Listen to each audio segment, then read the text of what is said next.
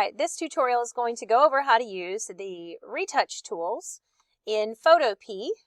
In my class we would normally use Photoshop, and I have lots of videos on how to retouch with spot healing, healing brush, clone stamp, and using things like dodge and burn in Photoshop. But we're going to go over how to do these same things in PhotoPea, and when possible, how to do those things non-destructively. So you're going to save this image and then open this image in PhotoPea. So I've got this beach image in here, retouch beach. I'm going to open this up, and this is just a nice beach scene, and what we're going to do is we're going to try to remove people and things as much as we can from this beach. Now I'm going to zoom up way over here to these little people. And whenever you're zoomed up close, we're at, pixel level here, so these things are going to look really blurry, and that's okay, because whenever we zoom back out, hopefully everything still looks good. So they may look a little bit weird whenever we're zoomed this close up, but it'll look better when we zoom out. So your retouch tools are basically going to be the ones under the Band-Aid. So there's the spot healing brush, the healing brush, the patch tool, and then we won't get into the red eye tool here. The spot healing brush in Photoshop can be done non-destructively, but not in PhotoPea. The healing brush tool can be done non-destructively, and what I mean by that is you can do it on a different layer, so it's not glued to the background. And you can tell when a tool is non-destructive because it will say source, all layers. Well, it'll say current layer initially, and you'll switch it to all layers. And it'll also tell you what the button is to select the source. This button is the same in Photoshop, but Photoshop doesn't have a little thing up here that just makes it real obvious. So we'll go over how to do that. The healing brush is very similar to the clone stamp tool. So it's a couple buttons down, and it has a source where you can do current layer to all layers. Again, Alt is going to be the select source key. So we have those same buttons, and they work basically the same as in Photoshop. And then we have underneath this lollipop looking one, the dodge tool, the burn tool, and the sponge tool. And sometimes those are helpful to use. The dodge tool is destructive, as is the burn and the sponge tool. So if you do those, it will be destructive to the whole image, so glued to the background. So you have to be very careful when you use those tools. So just be aware of that. I'm going to go over using, first off, the spot healing brush. And again, in PhotoPea, this is going to be a destructive tool. I'm holding down Shift to access my hand tool. I'm going to go back over here to the beach and find this bird that's hanging out on the beach by these rocks and stuff. There's a nice little bird. I guess I could zoom out a little bit to make this a little bit easier. There we go. Here's my bird. Okay. So the healing brush is or the spot healing brush is kind of the one you would use to, for lack of a better word, remove spots. So like if you're doing a face, a freckle, an acne, a mole, something like that needs to be removed, you would use the spot healing brush. I do suggest making your brush not super hard, because then the edges of the brush are blurry. And then with a spot healing brush, if you don't have a selection, you just brush over it. So I could just take my brush, and I'm not letting go. I'm just brushing over it, kind of like this. I'll go ahead and do the shadow too. And then I'm going to let go. And you give it a minute, and then bam, look, the bird is no more. Okay? So you can also do it just with a circle. So like here's just a little rock or something. I'm just going to click one time, and then bam, it healed that rock, or it made it go away. So you could do that, and if you're doing a picture that you've got some spots that you need to get rid of, maybe an outlet on a wall that doesn't need to be there, you can just make your brush big enough to just give it a one tap thing to get rid of it. Or like I said, if it's bigger like the bird was, just kind of wiggle your mouse across it like so. And then the spot healing brush tries to make it blend with what's around it. So you would not even know where that bird was. It looks pretty good. So we could try that. Like over here's another area. So I'm going to zoom up to this, whatever this is. I don't know if seaweed or whatever. Take that spot healing brush again. I don't just go straight, but you can go straight. I usually kind of wiggle a little bit. I don't know why. It just makes me feel good. So I wiggle my mouse just a little bit whenever I go over those spots. Okay? All right. So again, this is destructive. So all of this was done straight on my background layer, right? So I can't, like if tomorrow I come in and I'm like, man, that looks awful, I can't really fix that. But it looks pretty good. I'm going to go one more spot over here, right here. There we go. Okay.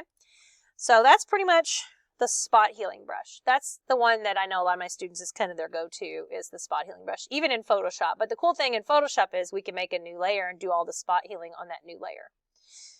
Okay, so let's go out here and use a similar tool, but we're going to go out here and use it on these people.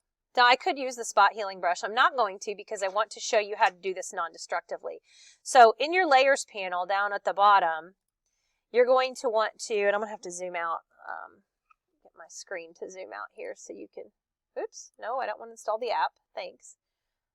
I need to zoom out so you can see the bottom of my layers panel, which is covered up by my bar, so hang on, I have probably a million bars down here, but all right. I'm going to make a new layer, so at the bottom of my layers panel, I need to hit the new layer button. Okay, I'm going to click that. I don't know why, it's just really annoying that I can't get to all of that. Anyway, so now that I've made a new layer, I'm going to use the healing brush instead of the spot healing brush because it's the one that says I can use all layers to find my source. Because if I don't, and I try to fix this and like paint over it, it's going to say select the clone source. Like it's going to yell at me and say, hey, you gotta select a source. I don't know what to do with this, right? So to select the source, again, set it on all layers, be on your fix it layer. I'll call it fix it. And then you're going to make your brush about whatever size you think it needs to be. And you're going to hold down the Alt key. It makes a plus sign in PhotoPea. In Photoshop, it makes a kind of a target icon. But anyway, you're going to find like an area that matches this area. So I'm going to go over here because I think this is what this should look like. Now, I tell people to move around. Don't just always take pixels from somewhere else. It's basically like you're dipping a paintbrush in these pixels and you're painting them here. However, with the healing brush, the Band-Aid one, it's going to still do some blending for you. Now, the clone stamp works just like this, but it does no blending for you. So you know how when we used the healing brush or the spot healing brush, it just blended automatically. Well, this is going to try to do that.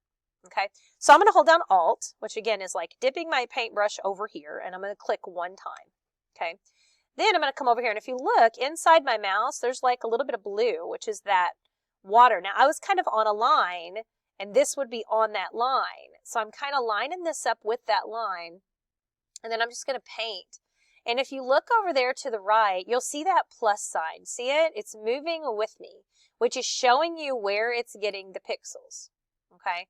If I let go of my mouse, it's going to go back to where that initial plus sign was, which is okay. I'm going to use those same pixels over here now, but that's where it's coming from. So you have to really watch that plus sign because that tells you where those are coming from. Now for this one, I just need this to be kind of normal blue. So I'm going to hold down Alt and go over here somewhere and click, and that's going to load up just some normal blue, and I'm just going to paint that out. Now, this one looks a little bit weird. Notice the blue color changed over here. And again, that's because the healing brush is trying to blend this.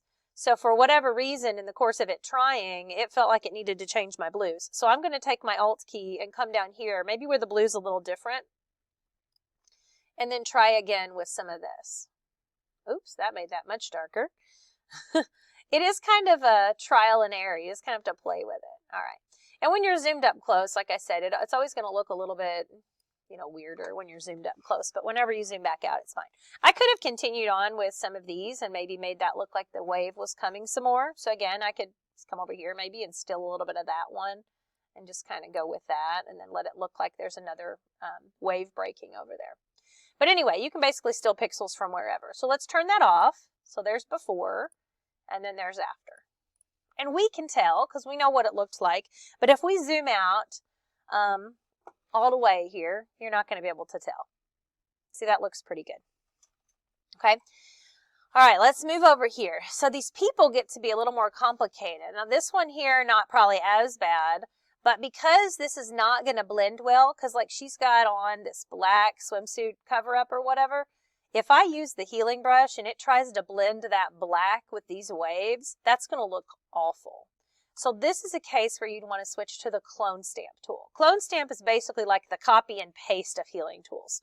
It's not blending at all. Matter of fact, the only blending it will do will be if you use a soft brush. So I'm going to show you with a hard brush just so you get it.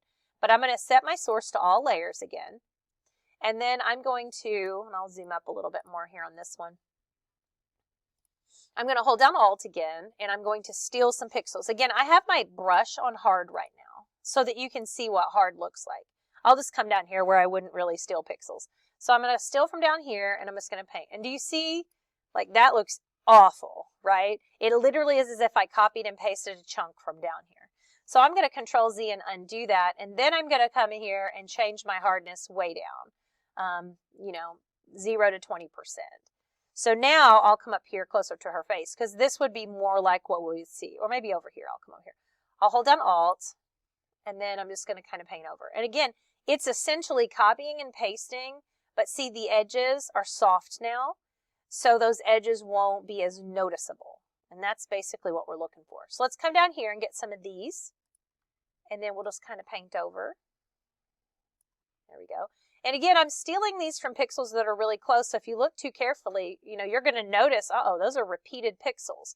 So you're not going to want to just keep going across, or it's all going to look identical. So you're going to go somewhere else and get some pixels from there. And they also have like their reflection down here. So I'm also going to have to get some of these down here at the bottom to get some of those reflections off. So it's like Alt-click and then paint a little bit, and then Alt-click somewhere else and then paint a little bit. You just kind of work your way back and forth until it looks like you want it to look, okay? So Alt-click, paint a little bit. It's going to start running into itself and painting itself if that plus sign gets too close. So I'm going to get farther away, Alt-click, and paint. Watch your plus sign, and then do it again. Watch your plus sign so you don't run into your person or whatever it is that you're painting. Alt-click. Draw a little bit, maybe I'll click over here, draw a little bit, and so forth. Alt-click, we got to get rid of that skin that's down there, or the reflection. There we go. All right, that looks pretty good, I think. We'll zoom out. Yeah, I don't think you can really tell those people are there. So the difficult one is going to be this guy. You got the kid and the baby, and then you've got a lot of reflection to deal with on this one. And again, you want to do this on its own layer, so you can turn it on and turn it off.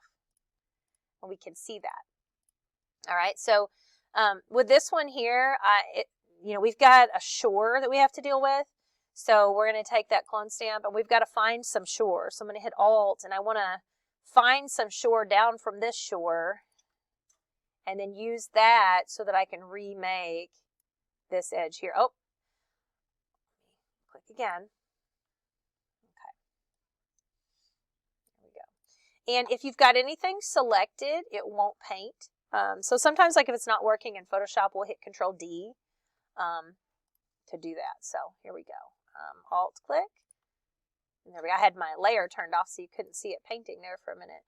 Now see how these, you can kind of tell there's sort of an edge there. Because I'm using my clone brush and it's not going to do any blending. So I might come up to some of this once I get this touched up a little bit. I might come over here and hit this with a little bit of the healing brush instead. So I might switch back to this one, maybe use a little bit of a bigger brush, make sure it's soft, and then come over here and just sort of paint some of that out. Ooh, definitely not that one. So that one tried to look up here and steal some of that color, so that didn't work. Like I say, that one worked better. It's a little bit of trial and error. You do a little bit, you let go, and you see how it looks. I don't really like the way I can see some little lines in there. So this is the tricky one, trying to get this beach to look right. And honestly, on the beach, there's some parts that you're just going to be better off to take that clone stamp. Maybe make it a little bit bigger, but don't try to clone stamp the entire thing at once, because that's going to look super fake. But you might, like if you're like, well, this kind of just needs to continue this pattern, although it's too light over here. But maybe over here, I can just Alt and take a really big chunk here and try to go over that a little bit, for instance. And I'm just kind of going back and forth. But you don't want to mess up your shoreline on there. Here we go. That looks pretty good. Now I just have to get rid of my person. But I'm not going to have you watch me anymore, because now it's your turn. So your goal is going to be to try to take out the people that I got rid of, and then a few additional things. And you can choose what those things are going to be, of course. But I would suggest, of course, this shadow and then these people here. Maybe get rid of these little folks that are out here that shouldn't be out so deep anyway. It's kind of fun to try to get rid of this guy because this is a tough one because you have to deal with all these different shades of sand up here. You've got to line up, you know. So if I'm doing this one and I'm taking my clone stamp, you know, I've got to find an edge here so that I can get rid of, you know, that other part. And then I may have to come steal some pixels from over here. And then I'm going to have to touch that up because that's going to look kind of weird because you see that little hump there 2 places in a row, right? So this one just takes a little bit of, it reminds me of playing Tetris. Like you got to make it fit in the right little spots, you know, here and there to make it match up properly. And then you don't want to mess up that top line because we still need to have that top edge to be good. But anyway, have fun with this. Again, change your brush sizes every now and then so that you're not grabbing a hold of pixels where you don't need to be. And then remember, watch your plus sign because if you get over too far, you may start painting back in something that you've already gotten rid of. So, all right. For my students, you will post the before and the after picture on your blog. So when you get this finished, and I don't have his head finished, but whenever you get this finished, you would go ahead and save this out. We're going to export ours in my room as PDF files because I can grade those more easily if we're uploading them to Canvas. But for this one, I'm not going to have you upload it to Canvas. I'm going to have you put it on your blog. So since it's going to go on a blog, we would want it to be a JPEG image. Now, if you're just submitting it for grading by itself for someone, a PDF might be better. For embedding on a blog, we would put a JPEG. So in my classroom, we'll export it out as a JPEG. You'll put the original picture plus this finished one here, and then just tell me a little bit about the healing tools. All right, thanks for watching.